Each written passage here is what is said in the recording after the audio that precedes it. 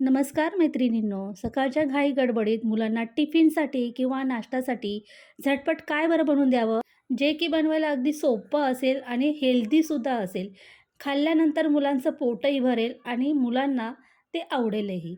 आता हेच बनवण्यासाठी आज आपण इथे एका भांड्यामध्ये लाल भोपळा किसून घेतलेला आहे. तर इथे मी पाव किलो लाल भोपळा छान मस्त मोठ्या किसणीने किसून घेतला आहे. त्यानंतर एक मोठ्या आकाराचा कांदा कट करून घेतला आहे.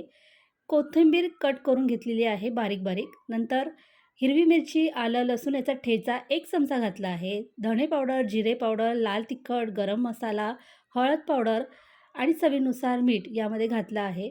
प्रमाण मी जे घातलं आहे ना, ते वरती स्क्रीनवर लिहिलेलं आहे, त्यानुसार घालून घ्यायचं आहे. लाल तिखट आणि गरम मसाला तुमच्या आवडीनुसार घालायचा आहे आणि हिरवी मिरचीसुद्धा तुमची मुलं जितकं तिखट खात आहेत ना, त्यानुसार घालायचं आहे. आता हे सगळं आपल्याला व्यवस्थित मिक्स करून घ्यायचं आहे. सुरुवातीला असंच मिक्स करायचं आहे. आता यानंतर आपल्याला यामध्ये 1.5 वाटी ज्वारीचं पीठ घालायचं आहे आणि अर्धा वाटी यामध्ये मी बेसन पीठ घातलं आहे. बेसन पिठामुळे ना तयार होणारं धिरडं हे खमंग लागतं चवीला. त्यानंतर 1 चमचा ओवा घातला आहे, 2 चमचे मी सफेद तीळ घातलं आहे आणि हे छान आपल्याला एकत्र मिक्स करून घ्यायचं आहे. सुरुवातीला आपण यामध्ये पाणी न घालताच हे मिक्स करून घ्यायचं आहे. म्हणजे मसाले या पिठामध्ये छान असे मिक्स होतील. आता लागेल तसं आपल्याला यामध्ये पाणी घालून हे चांगलं पीठ तयार करून घ्यायचं आहे. सुरुवातीला मी 1 कप पाणी घालून घेतलं आहे आणि 1 कप पाणी घातल्यानंतर हे व्यवस्थित मिक्स करून घेते आहे. आपल्याला हे पीठ थोडंसं पातळच करून घ्यायचं आहे, कारण आपण याचं तव्यावर डायरेक्टली धिरडं बनवणार आहोत. लाटायचं नाही आहे, थापायचंही नाही आहे. त्यामुळे थोडंसं पातळच आपल्याला हे मिश्रण तयार करायचं आहे. तर परत 1 कप मी पाणी घेतलं आहे आणि त्यातलं अर्धं कप मी पाणी घातलं आहे. तर पाणी तुम्हाला इथे कमी जास्त लागू शकतं बरं का.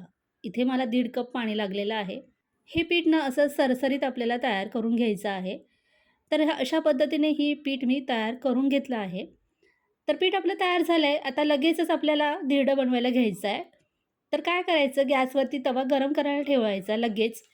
तर मी इथे पॅन ठेवला आहे. तुम्ही तवा, पॅन काहीही ठेवू शकताय. त्यावरती तेल घालायचं आहे थोडंसं आणि नंतर आपल्याकडे सफेद तीळ असतात की नाही, तेच टाकून घ्यायचे आहेत तेलामध्ये.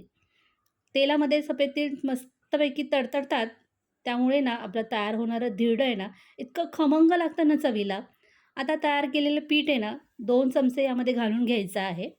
तर इथे मी मोठाच चमचा घेतला आहे बघा. याच मोठ्या चमच्याने हे पीठ घालून घेते आहे आणि मस्तपैकी असं गोलाकार हे पसरून घ्यायचं आहे. थोडंसं जाडसरच पसरायचं आहे बरं का, पातळ नाही पसरायचं आहे. थोडंसं जाड धिरडं असेल ना, तर खायला छान लागतं आणि खमंगही भाजलं जातं. आता यावरती 2 मिनिटासाठी झाकण ठेवायचं आहे. वरची बाजू छान अशी सुकी झाली, की धिरडं कसं आहे पलटी करून घ्यायचं आहे. पण पलटी करताना थोडंसं तेल किंवा तूप, बटर जे तुम्हाला काय आवडतंय ना, ते टाकून घ्यायचं आहे. आता मी तेलच टाकलेलं आहे. आता खालची बाजू चांगली अशी शेकून घेतली ना आपण, की हे धिरडं ना पलटी करून घ्यायचं आहे. पलटी करून झालं, की परत खालची साईड आपल्याला छान अशी खमंग भाजून घ्यायची आणि हे धिरडं भाजताना गॅसची फ्लेम आपण मीडियम ठेवून भाजायचं आहे. म्हणजे आतपर्यंत छान असं खमंग हे धिरडं भाजलं जातं, जळत नाही आणि घाईघाईत जर मोठ्या फ्लेमवरती तुम्ही भाजलं ना, तर ते करपून जाईल, चवीला चांगलं लागणार नाही, आतून कच्चच राहील. म्हणून काय करायचं, मीडियम फ्लेमवरती हळू आपल्याला हे धिरडं भाजून घ्यायचं आहे. कलर चेंज होईपर्यंत आपल्याला छान असं खमंग हे धिरडं भाजून घ्यायचं आहे. जितकं तुम्ही खमंग भाजाल ना, तेवढं ते टेस्टी लागतं चवीला. तर इथे बघा मस्तपैकी आपलं हे धिरडं छान असं खमंग भाजलं आहे. आता आपण एका प्लेटमध्ये हे काढून घेऊया. अशाच पद्धतीने सगळ्या पिठाचे आपल्याला धिरडे छानपैकी करून घ्यायचे आहे आणि हे धिरडे ना तुम्ही असेच खा, तरी खूप चवीला छान लागतात किंवा एखादी शेजवान चटणी असेल, सॉस असेल, दही असेल, कशासोबतही तुम्ही हे खाल्लं ना, तर खूपच भारी लागतं चवीला. इतकं टेस्टी हे तयार होतं आहे आणि आपल्या घरात ना मुलं भाज्या खात नाही, कोणत्याच प्रकारच्या भाज्या त्यांना आवडत नाही. बघा ना, लाल भोपळा तर मुळात खाणारच नाही. मग अशा प्रकारे जर धिरडं बनवून दिलं ना, तर त्यांना समजणारही नाही. आजची रेसिपी तुम्हाला कशी वाटली, आवडली तर नक्कीच एखादं लाईक, कमेंट आणि चॅनलला सबस्क्राईब जरूर करा. पुन्हा भेटूया पुढच्या व्हिडिओमध्ये. Bye bye.